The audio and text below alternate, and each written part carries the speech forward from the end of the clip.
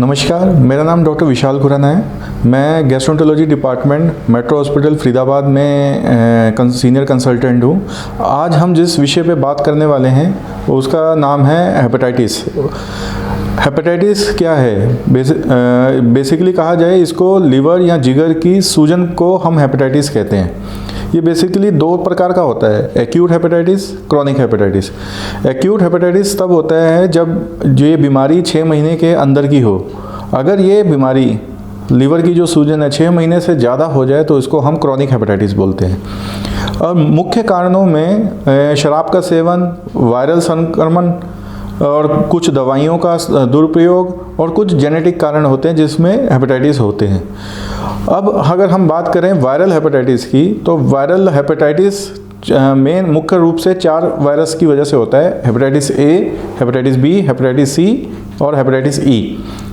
इसी चारों हेपेटाइटिस में बेसिकली हेपेटाइटिस ए और ई ज़्यादातर एक्यूट हेपेटाइटिस करते हैं, जो कि खुद ही अपने आप शरीर से निकल जाते हैं कुछ ही समय में। और क्रॉनिक हेपेटाइटिस ज़्यादातर हेपेटाइटिस बी और हेपेटाइटिस सी की वजह से होता है। अगर हम बात करें हेपेटाइटिस के लक्षण के बारे में अगर हम बात करें, एक्यूट हेपेटाइटिस जब मरीज़ को होता है तो आपने सुना होगा कि इसमें पीलिया होता है। तो पीलिया होने से पहले कुछ लक्षण आते हैं, जैसे भूख की कमी, उल्टी जैसा उल्टियाँ, जी का मिचलाना और पेट में हल्का दर्द भी हो सकता है। और जैसे जैसे ये लक्षण जाने लगते हैं तब पीलिया आता है। ये एक एक्यूट हेपेटाइटिस का एक सिम्टम लक्षणों का सीक्वेंस होता है कि इस तरीके से ये आती है। अगर ये बीमारी बढ़ती जाए तो पीलिया हो सकता है, और अगर ये बीमारी हम कंट्रोल नहीं करते हैं, ये रोकथाम नहीं हो पाती इस बीमारी की, तो आगे जाके ये क्रॉनिक हेपेटाइटिस में कन्वर्ट हो जाता है, जिसमें पीलिया, पेट का बढ़ना, दिमागी असंतुलन, खून की उल्टी या काली लैट्रिन के रूप में ये हो सकता है।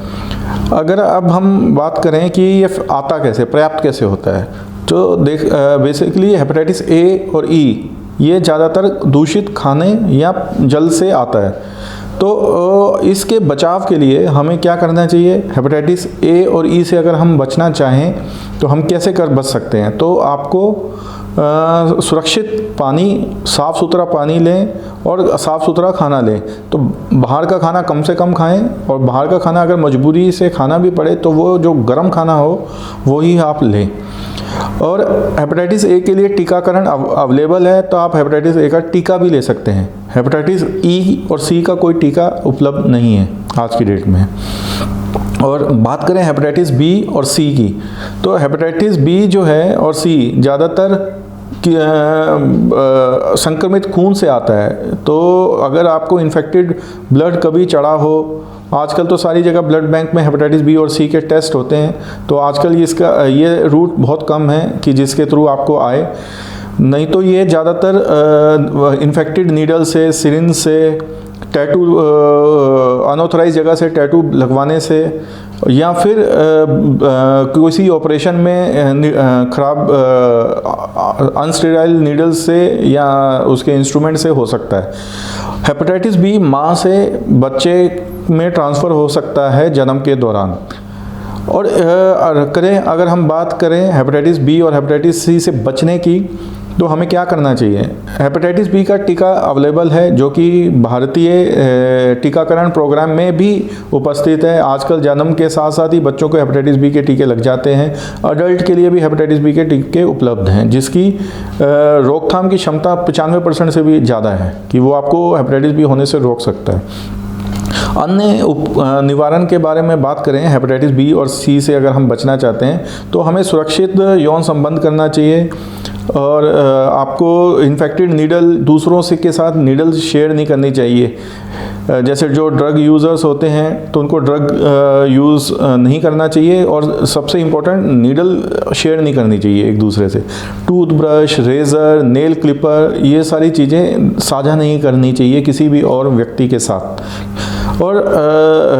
और हम अगर कहें कि हम जब आपको हेपेटाइटिस ए या हेपेटाइटिस की बीमारी हो तो उस समय आपको क्या करना चाहिए। अगर आपको पता चल जाए कि आपको पीलिया है, आप अपनी जांच जरूर करवाएं कि आपको पता तो चले हेपेटाइटिस ए, बी, सी, ई में से कौन सा वायरस आपके अंदर है। अगर हेपेटाइटिस ए और ई है तो आपको सिर्फ हाइड्रेशन की ज़रूरत है, और खाना पीना हाइड्रेशन और कैलोरी इनटेक की ज़रूरत होती है, क्योंकि ये अपने आप शरीर से निकल जाता है। सिर्फ और सिर्फ इसमें आपको उस पीरियड के लिए अपना न्यूट्रिशन और हाइड्रेशन मेंटेन करना होता है। और रही बात हेपेटाइटिस बी की और सी की, इनके लिए दवाइयाँ उपलब्ध हैं। अगर आपको इसमें से कोई बीमारी है तो आप बकाया पूरी जांच करा के इसके बारे में पूरा डिटेल एग्जामिनेशन के बाद अपनी ट्रीटमेंट चालू करवा सकते हैं। धन्यवाद।